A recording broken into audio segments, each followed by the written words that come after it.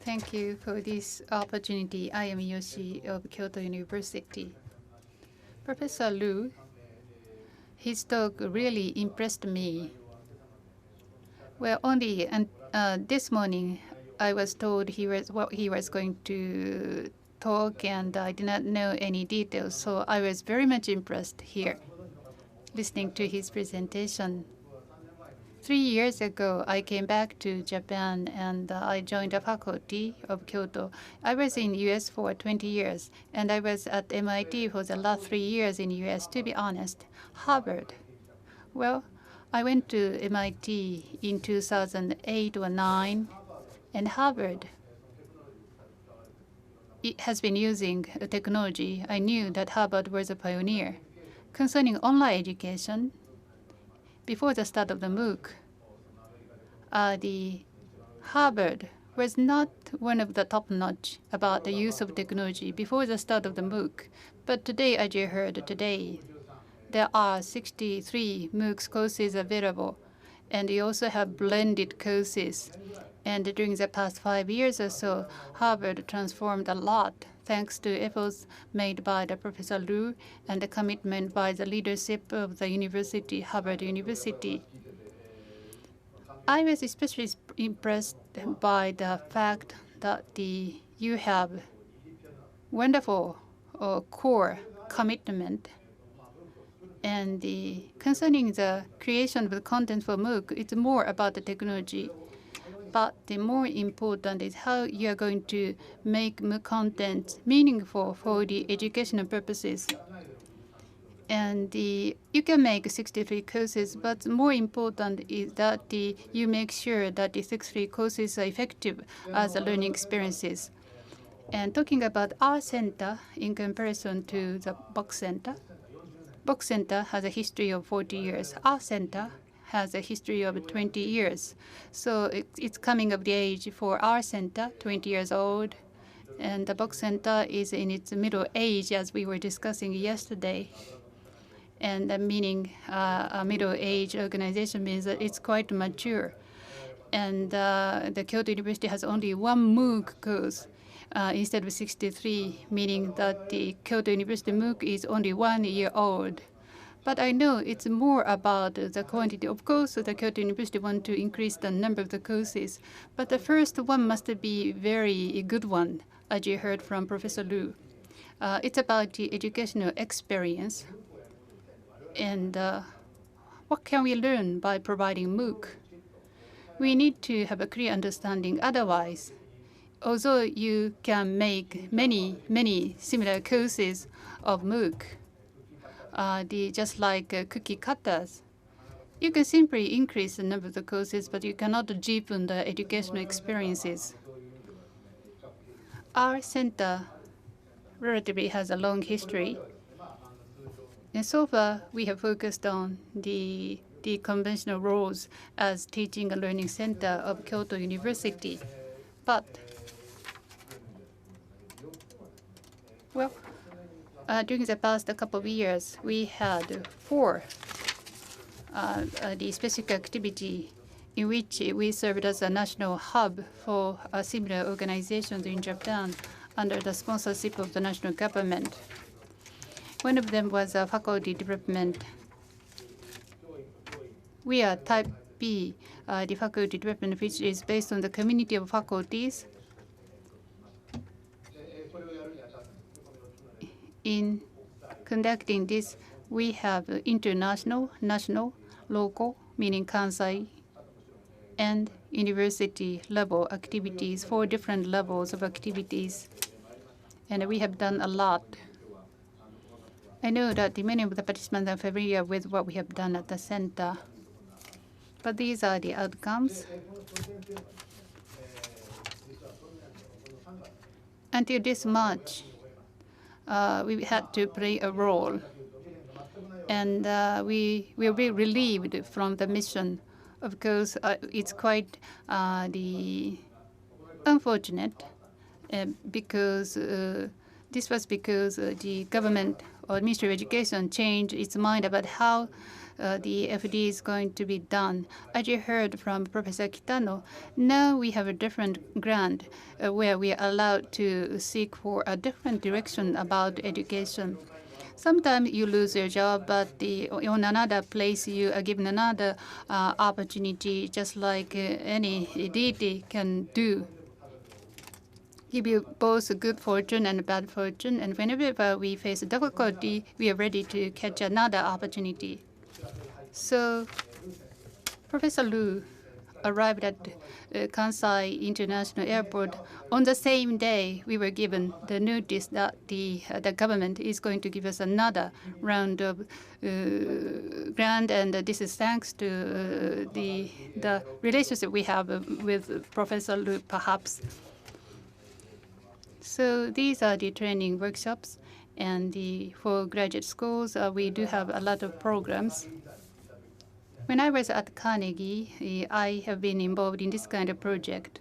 And also at the center, we have been focusing on online use for the community of practice of the faculty, so that the various teaching experiences, best practices can be shared by the faculty. We have a kind of a gallery to share information so that peer review can be done. And this is a kind of a handmade faculty development community. Yesterday, Professor Liu said that at Harvard, you have so many short-term communities, and we also are doing the same thing nationwide in Japan. And this is the e-portfolio we prepared. When I was at MIT, I convinced MIT professors to do the same. This is Heinz Miller, a professor of mathematics, who agreed to do it that way. And what is the situation of ICT and learning at Kyoto University? And there are several components at Kyoto. You will hear the detail from Professor Mino later. This is PANDA. This is an acronym of the learning management system at Kyoto University. And this one is called Sakai. This is an open course. And we have the open courseware. And you can see the picture of the new president of Kyoto University. It started 2006, and we have 8 years. I think Kyoto University is one of the best in providing good open courses. Professor Tosa has been the pioneer. Talking about the open courseware, we make things open, and we have to think about the effective way of using it. Some are done in English language, and it can be utilized again to make it into the academic English listening skill building material. So reusing of OCW is also another focus. And today's moderator is Professor Matsushita, and she has been involved in the research ethics education in Japan. The research ethics is a big topic. So some of the contents are quite valuable, and we give priority in opening them on the OCW. And Harvard was the pioneers of edX, and Kyoto was the first Asian university who was invited to join edX. You may know it. Coursera, first of all, invited us to join, and myself and 2 others were saying that the edX is better. And the President Matsumoto was persuaded by us. I gave him a lot of explanation, and this is a chronicle I cited to convince our president. I said that the edX is better, personally, because, as you heard from Professor Liu, the member university of the edX of collaboration are committed to the innovation of education. If it's only about preparing a MOOC, it doesn't care which organization you're going to join. But edX is a non-profit organized by universities. And the MOOC should be able to satisfy our mission to offer better education. We joined edX, and things are quite difficult. And the speed is much slower than I expected when it comes to the collaboration among different universities.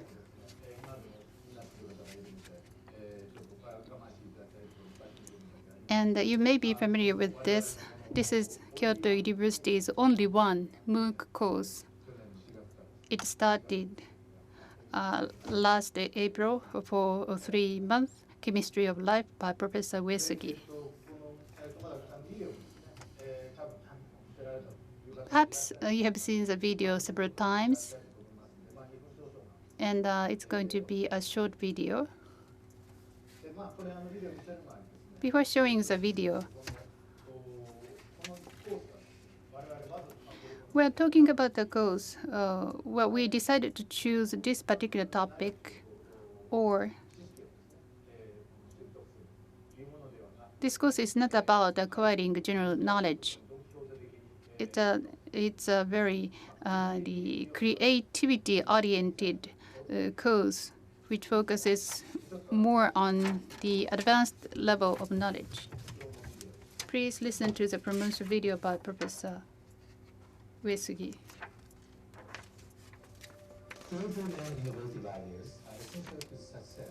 Creativity というのがビジネスの成功には重要である。しかし、実際にコースアイデアをクリエイトするコースに参加することはできません。科学、生物学では高校では別々に教えている。しかし大学 integrated into a single discipline in which many different ideas can be created. This ethics course focuses on integrated field between chemistry and biology, which allows you to learn how to create new ideas. In fact, many brilliant scientists have created excellent ideas at the interface between chemistry and biology. The goal of my course is clear. I want to teach the class that I wanted to take when I was an undergraduate student at Kyoto University. In this course, you are asked to come up with your own research ideas based on the content of each lecture. Your ideas are then evaluated and compared with actual research projects. In taking this course, I invite you to enter the world of chemistry and biology. I want to share my personal experiences as a scientist both in Japan and in the United States. The chemistry of life will change your life.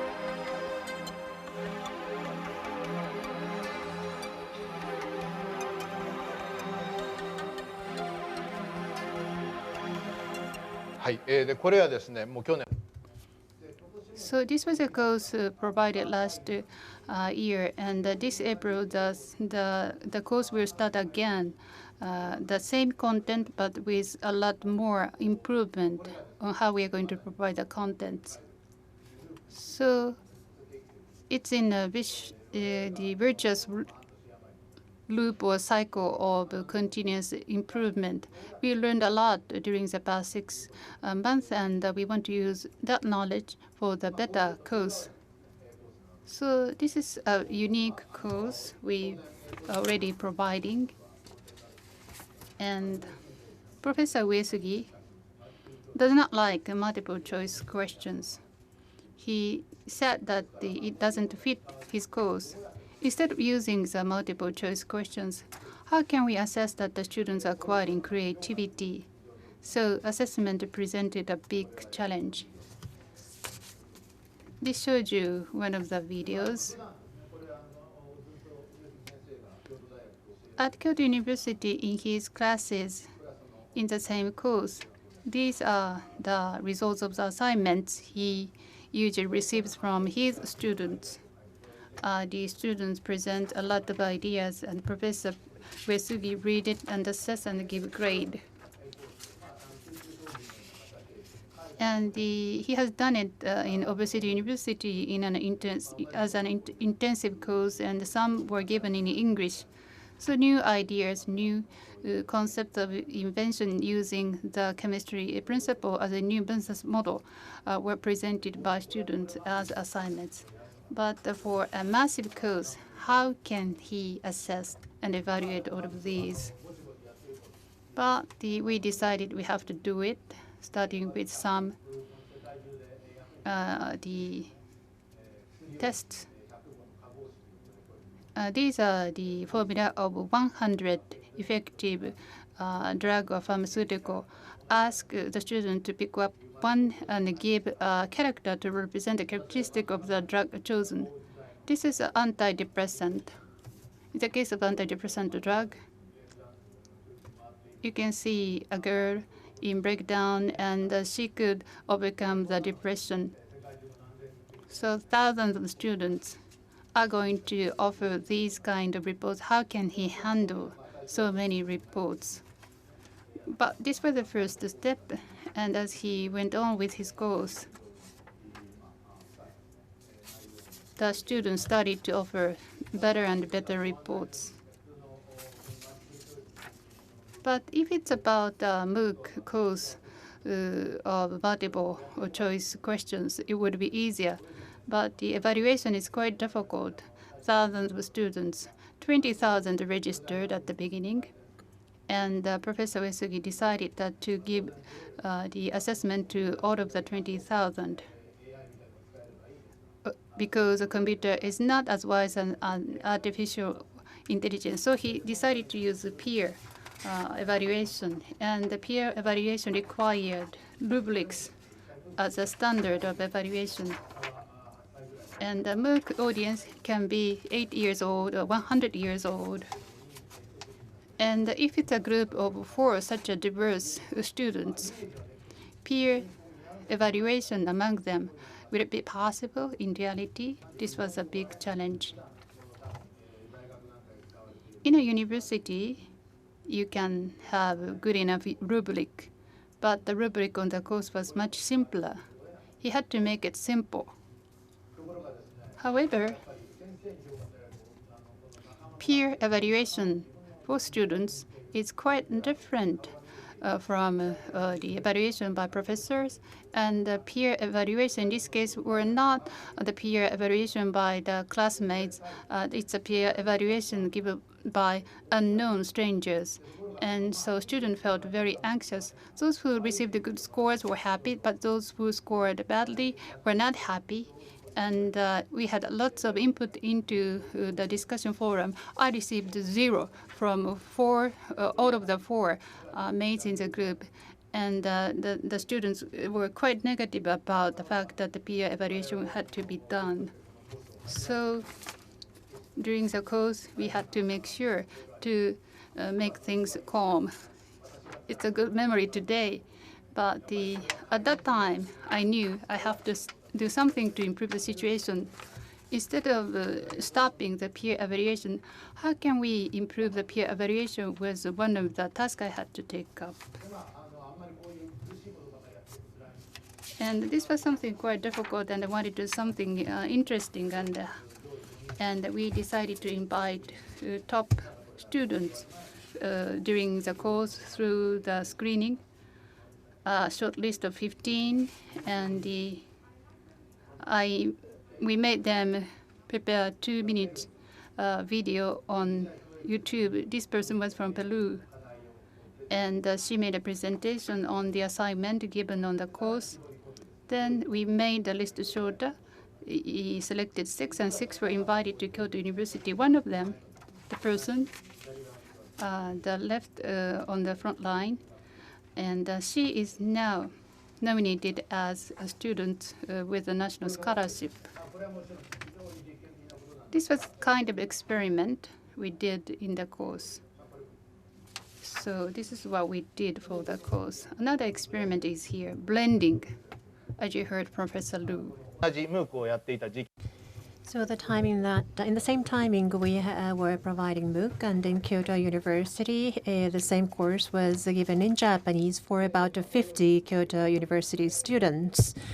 And these 6 were selected as the top students in the MOOC, and we wanted to combine this online and on-campus learners.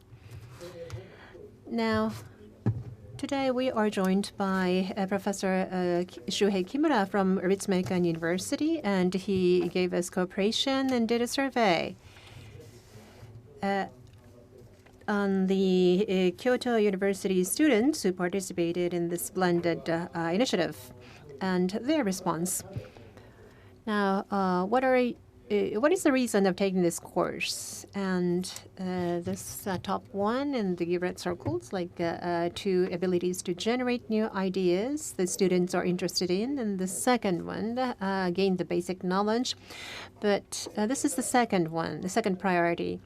And also want to gain advanced knowledge.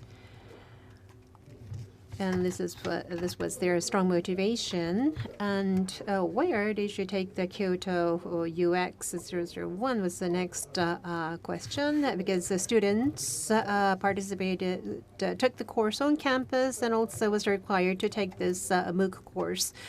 And the students were taking this course on and outside the campus. And we thought that we can involve these students outside the class to participate in our research. And this is effects of a blended initiative, physical and cyber class in parallel. Not completely a flipped classroom, but the MOOC was used as a complementary course, and more than half of the students, well, it really depends upon the session, but more than half of the students said that this was very effective in deepening their understanding.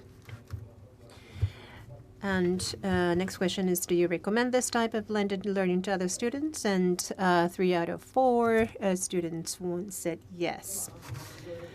Now, I don't have much time, so I guess I will have to skip this page. Now, from this April as the next fiscal year, we already started the preparation for this. But what is our plan for this fiscal year with the subsidy, a new subsidy of Ministry of Education? Now, OCW and MOOC and LMS and the MOOCs, these online faculty community, and the knowledge sharing, those are not interlinked with each other today. And now this year, we want to integrate them systematically. Now, why do we have to do this? Well, of course, by using the students using this tool and the faculty using this tool is still limited. And we have this kind of external factor for our motivation. But we also think that without these programs initiative interlinked, we do not really be able to learn about the learning, because LMS uses only about 200 courses, and like this was the most popular course in the OCW. I mean, these are statistical stats that we can gain. But for example, Kyoto University student A, how did this student use this course, and what was the impact? Was there any positive impact or negative impact? I mean, we have to understand this situation for each individual student. And also another perspective, this is a government subsidy for 3 years. So we have to prove to the government that this subsidy was positively utilized. Dr. Liu said a very good thing now, something good, because it's a good idea. I mean, but we should, instead of that, we have to be able to say that because of this evidence, with this evidence, we can prove that this is a very good trial. And the education innovation, education improvement, we have to make sure that we have an evidence for this. And this collect and analyze via teaching and learning data. This is the very important part. And as Kyoto University, well, Professor Kitano said earlier, the Super Global University initiative, Kyoto University will be one of them, because this is very important theme for the national government in Japan. And how can Kyoto University contribute to this? Kyoto University Global Academy, is equal to the SGU, Super Global University. Now we have the Professor Kita joining us today, but we have the Institute for Liberal Arts and Science and the leading universities, and we have students with us today, and we have many projects and contents for these organizations. Now, how, including ICT and MOOC, can we better utilize them? For example, for each department, if we request each departments to send out more Japanese students to study overseas, but they said that then they cannot graduate within 4 years, then what about taking the degree from overseas universities? And then this is where the online can be better utilized. Now, students from abroad, they want to come to Japan and study at Kyoto University, but the cost of living is too expensive and cannot afford to stay for 4 years. Then, for the first 2 years, they can start studying online and get credit and come to Kyoto University for 2 years. This is top of my head, an idea, and not materialized yet, but those kind of a creative idea can become possible. And then more students and more faculty can gain more interest in the teaching and learning with each other. And also as agenda for Kyoto University, the strength of Kyoto, which is the research area, research activity, how should we appeal this more to the world? And also with our center, CPEHE, how to improve the teaching skill can be better harnessed. And Dr. Liu also presented this in a more sophisticated manner, but the faculty and students should not live in a separate world. The teaching should maximize the learning. And for many years, I have a supporter for this idea. But also, we have to prove this. And this concept is a mature academy. Anyone can become a teacher. And everybody can learn from and teach to each other and grow. And this sounds nice, but doing this, implementing it, is very difficult. Actually, we have Yeon-san, the student from Korea, raised a question earlier. But this a world of open education, my class in English. She joined this class, and in this class, the course, I am taking a venture to turn students to become teachers. The lifetime is limited, so they cannot make a whole course, but this is the actual video that the student was doing the project basis activities and trying to teach something. From the freshmen to the seniors, they are the undergraduates and they've never experienced teaching a course to other people. But when they experience this, they know the difficult task of a teacher and how and better they can communicate and teach a concept to others. Through the active learning, deepen the understanding is very important. But on the other side, the education to lead students to have many different aspects is very important. Well, I don't have much time. I want to put up the fireworks before I close my speech, as I usually do. Up until open courseware, we have been racing an institution level, but this MOOC, the individual faculty, is racing for the competences. So the power has been shifting from organizational level to individual level. And now some interesting pictures. The Iron Chef program. Now, faculties are iron chefs and racing for the better teaching skill, like a cooking skill race. And the students are like through the MOOC involved in the eating competition and eat as much as possible. Like I took 40 MOOC certificates and become the winner of this competition. And the globally, well, started to decelerate a little bit, but still, the MOOC and expectations upon MOOC is very high globally. There are many initiatives throughout the world. And as Dr. Liu said earlier, that both Harvard and Kyoto University will continue to survive in the future, but the higher education, including the universities, have to serve as the intellectual buffet and offer all you can eat or all you can learn. If we can offer this as a higher education institute, then students can learn as much as they want. This is a very wonderful environment. But then from the perspective of a provider or contents creator, the MOOC is like a boring, the instant cup noodle or the canned food. And some professors are against this idea, saying that this education is not that simple and easy. You have to really deep dive the contents and offer this as a handmade, slow cooked food.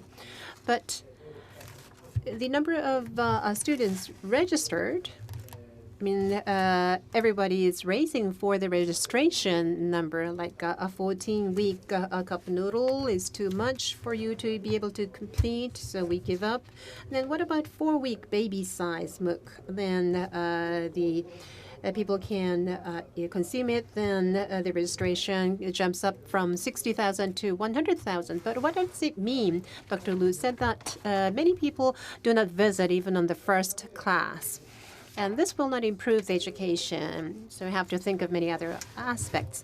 The worst is that Andy Warhol, Campbell Soup, the copies of the same thing. We want to avoid this because this is the bad dream.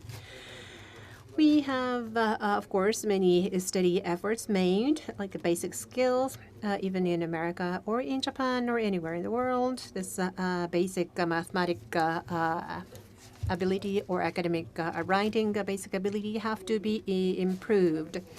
These fundamentals have to be supported. Otherwise, many people may drop out from the higher education. So for such students, we have to offer these fundamental courses.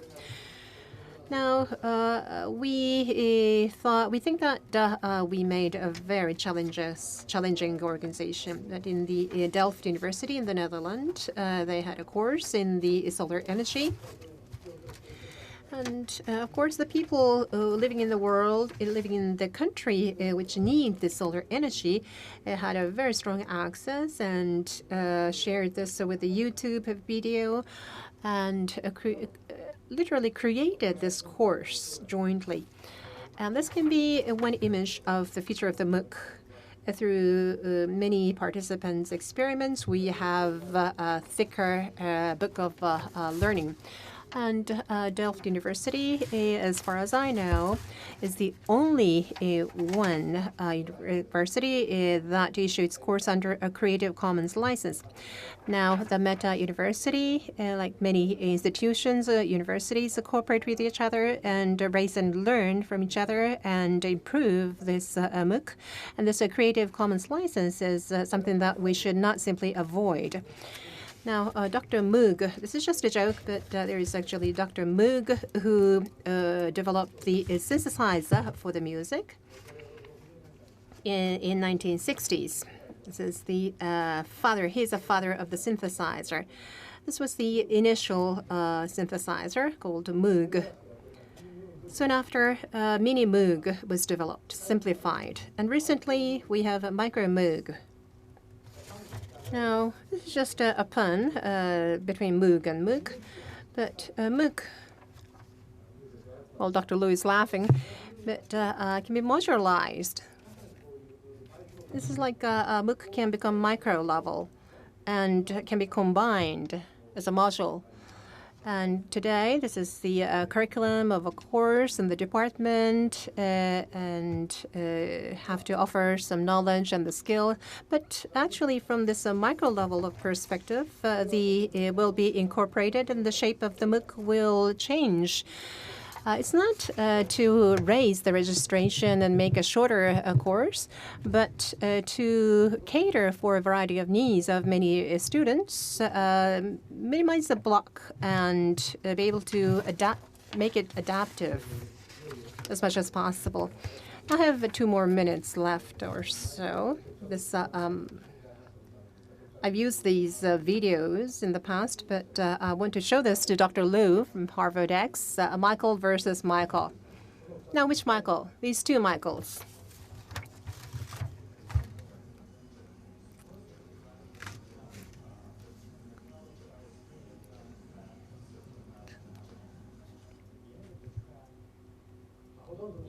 Well, most of you know who they are, but the upper one is Michael Sandels from Harvard, and the lower one's Michael Jackson, that you know. But this was the video released in 2014 after his death. He's dancing in the video. This is synthesized in computer graphics based upon the computer analysis of his past dances.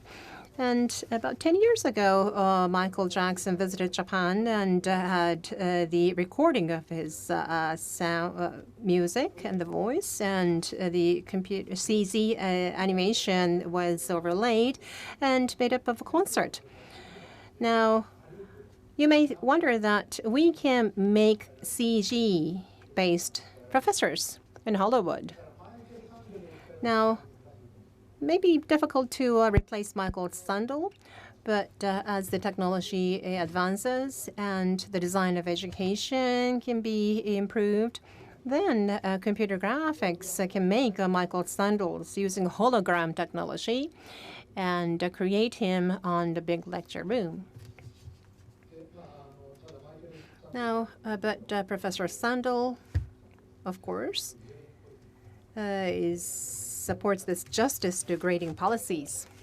Now, he's not simply putting out a show, but doing the fair assessment and evaluation. So this is the part that actual physical human being can play a role.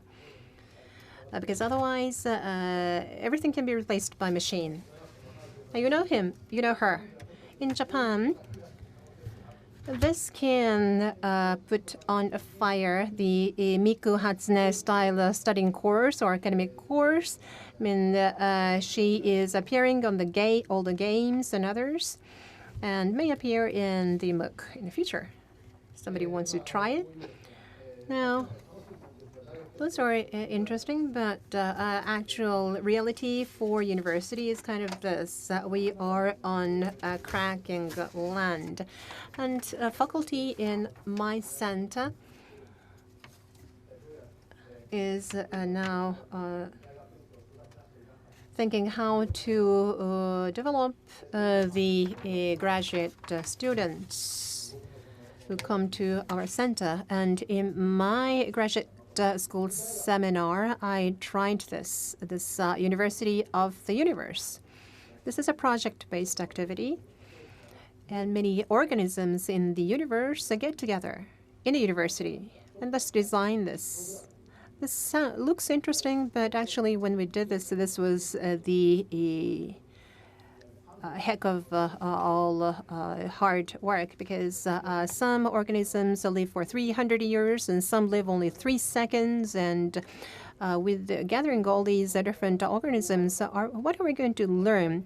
Now, this, I think, is very informative for us when we think of the globalization of universities and its mission in the global arena. But the faculty in Kyoto University, I'm sure, will find it interesting. And so I did this only once as an experiment. I don't think I'm going to do the second round. But anyway, we will be hearing from 2 more lectures after the break. And Dr. Liu said that our universities will not distinct. This is encouraging comments, but for sure, universities and the students and the faculties, their roles and the teaching and the learning are about to make a big transformation once in many centuries. So I hope that this possibilities. You don't have to be pessimistic. Think positively for many opportunities we can realize. Well, thank you very much for your attention.